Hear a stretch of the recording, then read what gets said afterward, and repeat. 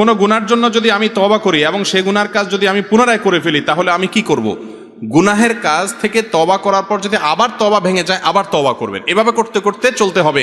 আরে ইয়ে কুস্তি তো হয় অমর ভর কি, কবি ও দাবালে কবি তু দাবালে। শয়তানের সাথে লড়াই তো মরণ পর্যন্ত হবে। আপনি তওবা করে জিতে গেছেন, ও আবার আপনাকে গুনাহ করে নামাই দিছে, আবার তওবা করে উঠে যাবেন। এভাবে কুস্তা করতে করতে করতে কবরের আগে যদি আপনি শেষবার তারেক উপকাত করে চলে যেতে পারেন, তাহলে তো জান্নাত।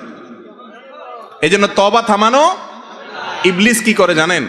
আপনি একটা গুনাহ থেকে তওবা করছেন, আর করব না, মাহফিলে আজকে নিয়ত করে আসছি আর এটা করব না, এরপরে আবার কয়দিন পরে হয়ে গেছে। ইবলিস বলবে কি, তো ভেঙেই তো গেছে, আল্লাহ কি, থাক তাহলে কর। ইবলিস এবার ইজি করে দেয়। ইবলিস বলবেন না, আমার আল্লাহর নাম তায়েব না, আমার আল্লাহর নাম তাওয়াব। তাওয়াব মানে জানেন? বারবার যিনি বান্দার তওবা কবুল করেন। আবার সেটা শুনে এবার অপকর্ম করতেই থাকবেন যে তওবা তো বারবার কবুল করে, আবার করব। এই সুযোগ না। এরকম বেপরোয়া হয়ে করলে সেই তওবা আল্লাহ কবুল করবেন না। একজনের হাত কাছে ঔষধ আছে, মলম কাটা জায়গায় লাগালে সাথে সাথে রক্ত বন্ধ হয়ে যায়। এই জন্য সে চাকু নিয়ে একটু পরপর এ হাত কাটে, এরপরে এ হাত কাটে। একজনকে কি অবস্থা করছ কেন? আমার কাছে মলম আছে। এরা আপনারা কি বলবেন? পাগল বলবেন না? তওবার রাস্তা আছে, এই জন্য আপনি গুনাহ করতে থাকবেন। এটা কোনো সুস্থ মানুষের কাজ?